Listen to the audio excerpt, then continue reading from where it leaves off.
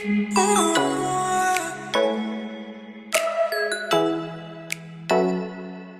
guys, so today we're gonna be doing an unboxing of the Supremo Conquest 4K HD. Na-open na ako ni kahapon pag-abot. Pero as if na lang tawa na wala pa.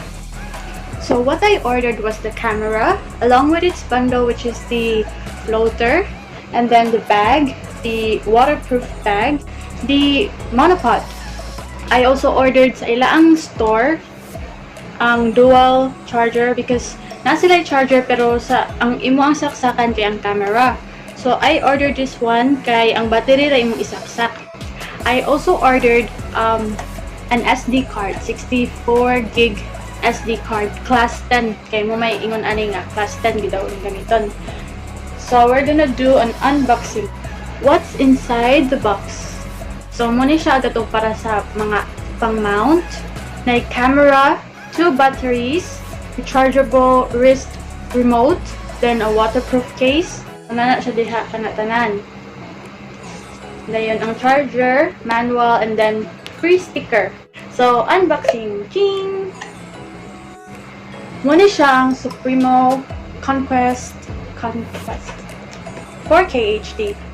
Ang nasa yung gawas is the camera, the waterproof case, and then the wrist remote. And the siya is waterproof until 40 meters. The camera and the waterproof case. Dali open na to siya. Nadali ka nan. Ang adapter. Then mga mount.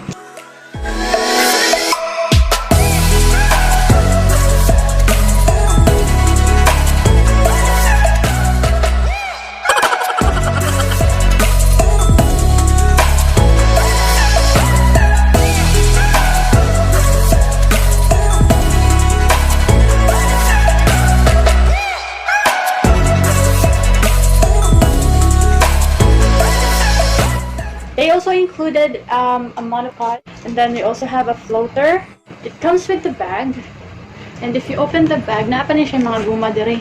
Gikuha naman guma like this. How to put it inside the waterproof camera, waterproof case. Obviously, mo itunong sa na camera dapit na siya, and then close. And then do like this, like that, and then click. If ato siya i-open is ato na siyang i-push pa right, and then sabayan og pull diri sa babaw. Ouch.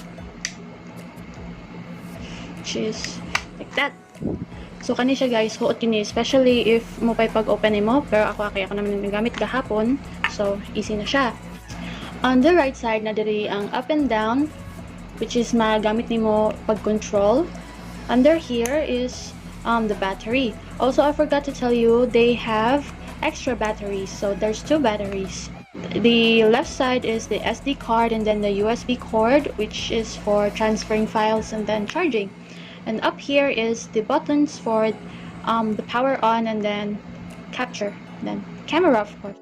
Turn it on. Obviously, diri gyud, no? Pag on mo guys, atong makita una is for video. If mag-video ka, click lang nimo ning red, of course. 1 click. And then if you're gonna do pictures, click lang nimo ni, dili siya long press, click lang. Then camera na. And then another click is review sa imong mga picture na nakuha. And then another click is the settings. So there's like video resolution, photo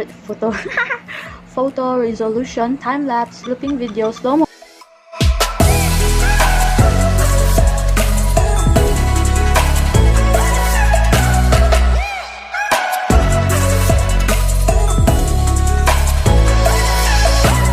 Before mo mag-start, ang imong i-insert na SD card kay dili siya makita gyud. So it is recommended to format the new SD card. Especially po, wag ko siya nagamit, i-format din nato siya. So, nadiri ang settings, format. Then, after ma-format mo, okay na dayon ang ato ang SD card. So, back to video. So, mo to siya guys. So, naatay resolution din hinga. Sa video resolution, oh, by the way, this is okay. Okay, so, yeah. Okay, then up and down. So, 4K, 2.7K. Wala ko alamag anak nila. Pero feel na ako 4K yun. Alangan. Huwag kinadak ang number no. So, okay. And then, photo resolution. Okay. 20 MP. 12 megapixel. 853. Of course, unsa kinadakan. Diba? 20 MP. Di, obviously, kanagyoy. Kinanindot kuha. I know you've been waiting for the camera's quality. So, di na ta magdugay. Tala na.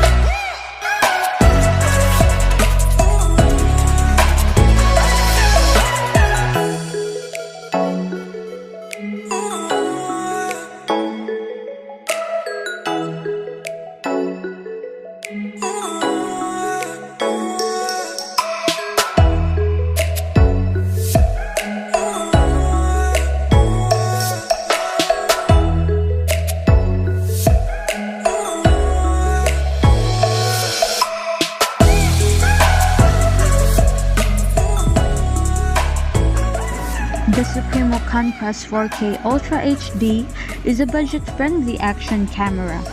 For only $5,545, you already have a good quality action camera along with the gears that you'll need. It can take up to 4K resolution videos and 20 megapixels in photo resolution. It's a must-have for your travels and adventures.